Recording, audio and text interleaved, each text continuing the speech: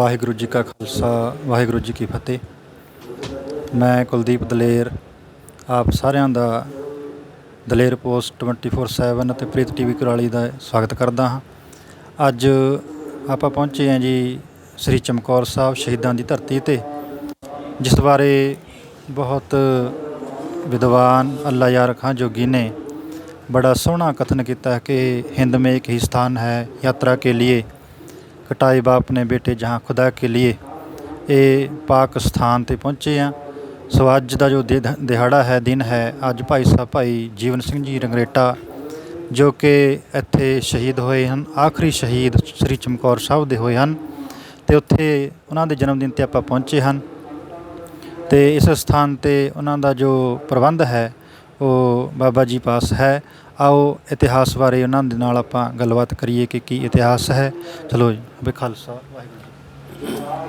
वाहिगुरू जी का खालसा वाहिगुरू जी की फतेह। साध संगत जी, जिस जगह ते चैनल वाले ये गुरु के प्यारे सिंह आए है, ये श्रोमणी जरनैल शहीद बाबा जीवन सिंह जी का पावन शहीदी स्थान है। साध संगत जी, जिन्हों ने दिल्ली तो धन धन साहिब श्री गुरु तेग बहादुर साहब जी का पावन शीश श्री अनंदपुर साहब लेके आए। अपने पिता सदानंद जी का सीस धन साहिब श्री गुरु तेग बहादुर साहब जी की जगह ला के फिर अनंदपुर साहब पहुँचे। जो गुरु साहब धन धन साहिब श्री गुरु गोबिंद सिंह जी गोबिंद राय जी की उम्र उस टाइम पौने 9 साल थी। उन्होंने को अपड़े लेके सीस हज़ारों के हिसाब नाल संगतां उत्थे इकत्तर हुई सी। तो गुरु साहब ने पूछा, जैता जी ये बड़ी खुशी वाली गल आ, सीस तुसीं दिल्ली तो बड़ा सुरक्षित लेके आए, उत्थे चप्पे चप्पे ते मुगल फौजां दे पैरे किद्दां हासिल कीता है। जैता जी कहण लगे, महाराज जी तुसीं अंतरजामी आ, तुहानूं सब पता है।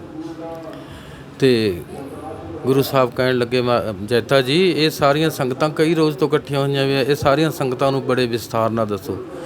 जदों उन्होंने ये बचन करिया भी जदों दिल्ली तो मैं सीस लेके आया तो अपने पिता सदानंद जी का सीस गुरु साहब के धड़ दे नाल ला के लिया। गुरु साहब गोबिंद राय जी उन्होंने ये कुरबानी तो बहुत ज़्यादा प्रभावित होए। उठ के गलबक्कड़ी च लिया, गलबक्कड़ी च ले के मत्था चुम्या तो वर दिता, रंगरेटे गुरु के बेटे गुरु तेग बहादुर साहब जी का पुत्र अपना धर्म का भरा बनाया। बाबा जीवन सिंह जी के भी 4 पुत्र थे। साध संगत जी, भाई गुरदयाल सिंह, गुलजार सिंह, सुखा सिंह, सेवा सिंह, तो 2 पुत्र इन्हां दे भाई गुरदयाल सिंह ते गुलजार सिंह छोटे, तो इन्हां दी धर्म पत्नी बीबी राज कौर, बिरध माता प्रेमो, 4 जी सरसे की युद्ध के विच जदों आनंदगढ़ साहब का किला छड्ड के आए, उत्थे शहीदी प्राप्त की। बाबा जीवन सिंह जी ने 22 जंगा अगों हो के जित्तियां। गुरु साहब ने 14 जंगा जिहड़ियां वड्डियां प्रमुख जंगा दी उन्हां दे विच भाग लिया, वो जित्तियां। गुरु साहब ने जिन्नियां जंगा लड़े सब जित्तियां। आनंदपुर साहब दीयां 4 जंगा दीयां। तो साध संगत जी, ये पावन अस्थान जदों गढ़ी छड्डण तो पहलां 2 साहिबजादे, साहिबजादा बाबा अजीत सिंह, जुझार सिंह, 5 प्यारे, 35 होर सिंह इस जगह ते 3 दिन रहे। साध संगत जी, एक पासे बाहर 10 लाख मुगल फौज ते 22 राजियां दी अलग फौजां। गुरु साहब ने ज़्यादा बाहर मुगल फौजां के इकट्ठ नूं देखते हुए ऐसी रणनीति तैयार की, 5 सिंघां दे जथे बना के जंग नूं तोड़न का फैसला किया।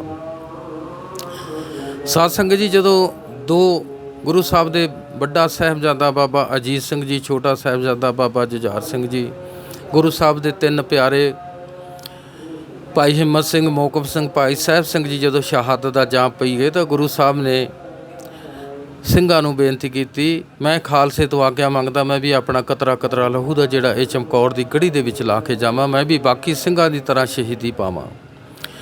ਗੁਰੂ ਸਾਹਿਬ ਦੇ ਸਿੰਘ ਕਹਿਣ ਲੱਗੇ, ਮਹਾਰਾਜ ਜੀ ਜੇ ਤੁਸੀਂ ਇਸ ਜਗ੍ਹਾ 'ਤੇ ਸ਼ਹੀਦੀ ਪਾ ਗਏ, ਸ਼ਹੀਦ ਹੋ ਗਏ, ਪੰਥ ਨੂੰ ਬਹੁਤ ਵੱਡਾ ਘਾਟਾ ਪੈਣਾ ਹੈ ਅਤੇ ਪੰਥ ਦਾ ਇੱਥੇ ਹੀ ਖਾਤਮਾ ਹੋ ਜਾਣਾ। ਤੁਸੀਂ ਅੱਗੇ ਜਾਓ, ਤੁਸੀਂ ਸਾਡੇ ਵਰਗੇ ਹੋਰ ਬੇਅੰਤ ਸਿੰਘ ਤਿਆਰ ਕਰ ਲਓਗੇ, ਤੁਹਾਡੇ ਵਰਗਾ ਸਾਨੂੰ ਗੁਰੂ ਨਹੀਂ ਮਿਲਣਾ।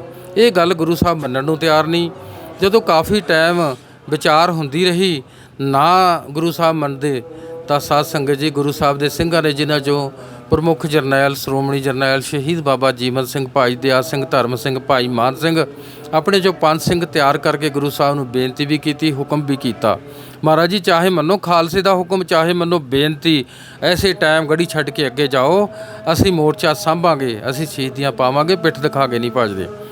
ਜਦੋਂ ਗੁਰੂ ਸਾਹਿਬ ਨੇ 5 ਸਿੰਘਾਂ ਦਾ ਹੁਕਮ, ਅਕਾਲ ਪੁਰਖ ਦਾ ਹੁਕਮ ਸਮਝ ਕੇ ਗੜੀ ਛੱਡਣ ਨੂੰ ਤਿਆਰ ਹੋਏ, ਤਾਂ ਆਪਣੇ ਬਚਪਨ ਦੇ ਮਿੱਤਰ ਪਿਆਰੇ ਸ਼੍ਰੋਮਣੀ ਜਰਨੈਲ ਸ਼ਹੀਦ ਬਾਬਾ ਜੀਵਨ ਸਿੰਘ ਜੀ ਦੀਆਂ ਕੁਰਬਾਨੀਆਂ ਨੂੰ ਮੱਦੇ ਨਜ਼ਰ ਰੱਖਦੇ ਹੋਏ, ਤਾਂ ਸਾਧ ਸੰਗਤ ਜੀ ਗੁਰੂ ਸਾਹਿਬ ਨੇ ਉਹਨਾਂ ਨੂੰ ਨਿੱਜੀ ਤੌਰ 'ਤੇ ਨੇੜੇ ਬੁਲਾ ਕੇ ਉੱਚੀ ਜਗ੍ਹਾ 'ਤੇ ਬਿਠਾ ਕੇ ਆਪਣੀ ਜਗ੍ਹਾ ਕਲਗੀ ਸ਼ਾਸਤਰ ਵਸਤਰ ਇਸੇ ਜਗ੍ਹਾ 'ਤੇ ਪਹਿਨਾ ਕੇ, ਅਤੇ ਸਾਧ ਸੰਗਤ ਜੀ ਇੱਕ ਗੁਰੂ ਸਾਹਿਬ ਦੇ ਸਮਕਾਲੀ ਕਵੀ ਕੰਕਣ, ਉਹਨਾਂ ਨੇ ਸੰਖੇਪ 10 ਗੁਰੂ ਕਥਾ ਲਿਖੀ ਆ। ਉਹਦੇ ਵਿੱਚ ਲਿਖਦੇ ਆ, ਨਿਜ ਕਲਗੀ ਸਿਰਦੇਸ਼ ਜਾਏ, ਦਈ ਪਛਾਕ ਆਪਣੀ ਪਹਿਰਾਏ, ਜੀਵਨ ਸਿੰਘ ਕੋ ਬੁਰਜ ਬਿਠਾਏ, ਤਜ ਗੜੀ ਗੋਬਿੰਦ ਸਿੰਘ ਜਾਏ, ਅੰਤ ਕੇਲਾ ਗੜ ਮੇ ਬੰਦੂਖੀ ਪ੍ਰਵੀਣ, ਜੀਵਨ ਸਿੰਘ ਰੰਗ ਰੇਟੜੋ ਜੂਝ ਗੋ ਸੰਗਦਿਨ, ਬਜੀਦਾ ਅੰਤ ਪ੍ਰਸੰਨ ਪਿਓ ਲਿਓ ਮਾਰ ਗੋਬਿੰਦ, ਦਿੱਲੀ ਧਾਇਓ ਸੀਸ ਲੈ ਖੁਸ਼ੀ ਕਰਨ ਰਿੰਦ। ਸਾਧ ਸੰਗਤ ਜੀ ਇਹ ਚਮਕੌਰ ਸਾਹਿਬ ਦੀ ਜਿਹੜੀ ਧਰਤੀ ਆ, ਅੱਜ ਸਾਧ ਸੰਗਤ ਜੀ ਉਹ ਮਹਾਨ ਯੋਧੇ ਸੂਰਬੀਰ ਬਾਬਾ ਜੀਵਨ ਸਿੰਘ ਜੀ, ਜਿਨ੍ਹਾਂ ਦਾ ਅੱਜ 361ਵਾਂ ਪ੍ਰਕਾਸ਼ ਦਿਹਾੜਾ ਸੰਗਤਾਂ ਵੱਲੋਂ ਮਨਾਇਆ ਜਾ ਰਿਹਾ, ਉਹਨਾਂ ਦੇ ਸ਼ਹੀਦੀ ਅਸਥਾਨ ਸ੍ਰੀ ਚਮਕੌਰ ਸਾਹਿਬ ਵਿਖੇ ਬਹੁਤ ਸੰਗਤਾਂ ਦੂਰੋਂ ਦੇਸ਼ਾਂ ਤੋਂ ਪ੍ਰਦੇਸ਼ਾਂ ਤੋਂ ਸੰਗਤਾਂ ਪਹੁੰਚੀਆਂ। ਅਤੇ ਸਾਧ ਸੰਗਤ ਜੀ ਇਹਨਾਂ ਦੇ ਚੈਨਲ ਦਾ, ਸਾਰੇ ਇਹਨਾਂ ਦੇ ਵਰਕਰਾਂ ਦਾ ਬਹੁਤ ਬਹੁਤ ਧੰਨਵਾਦ। ਇਹਨਾਂ ਨੇ ਇੱਥੇ ਚਮਕੌਰ ਦੀ ਗੜੀ ਦੇ ਵਿੱਚ ਆਪਣਾ ਜਿਹੜਾ ਯੋਗਦਾਨ ਪਾਇਆ, ਇਹ ਸਾਰੀਆਂ ਸੰਗਤਾਂ ਨੂੰ ਜਾਗਰੂਕ ਕਰਨ ਵਾਸਤੇ।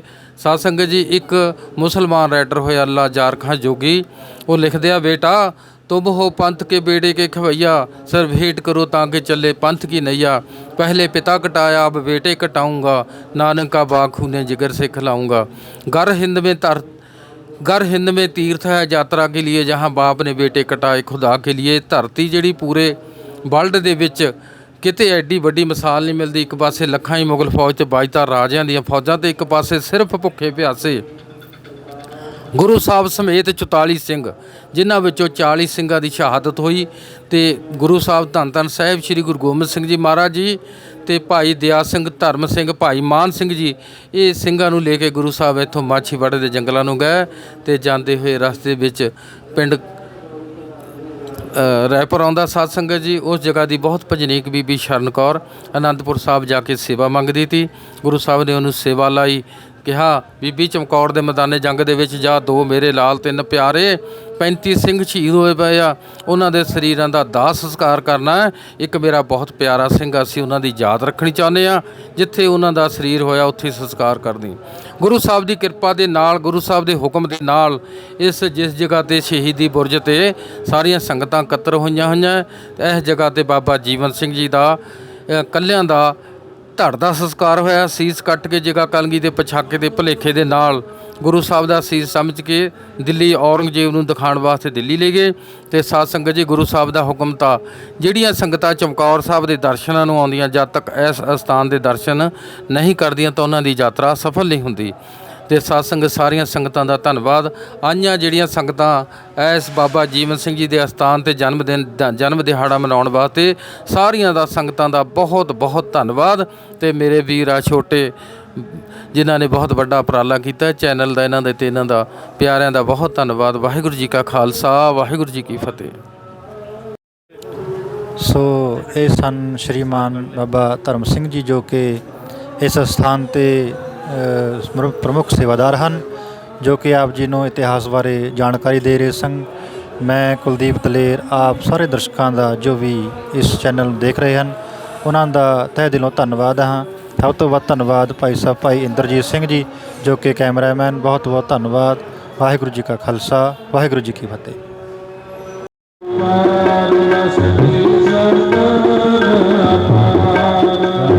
ਸਭ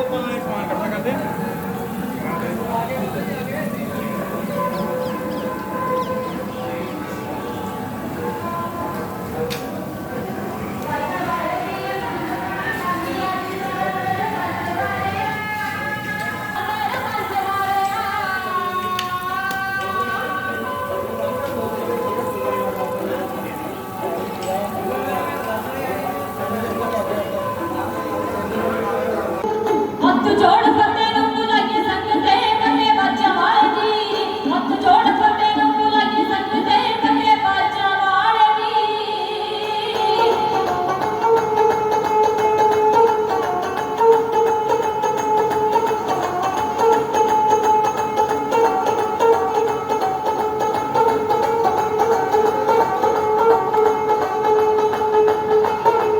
ਹੱਥ ਜੋੜ ਸੰਗਤ ਦੇ ਵਿੱਚ ਬੈਠ ਕੇ ਸੇਵਕ ਪਿਆਰੇ ਜੀ ਚੜ੍ਹਦਾ ਮੱਝ ਪੀਰਾਂਗੇ ਇਸ ਰੰਗ ਚੋਂ ਜਾਈਏ ਬਲਿਹਾਰ ਜੀ ਚੜ੍ਹਦਾ ਮੱਝ ਪੀਰਾਂਗੇ ਇਸ ਰੰਗ ਚੋਂ ਜਾਈਏ ਬਲਿਹਾਰ ਜੀ ਅੱਜ ਬਚਵਾਣੀ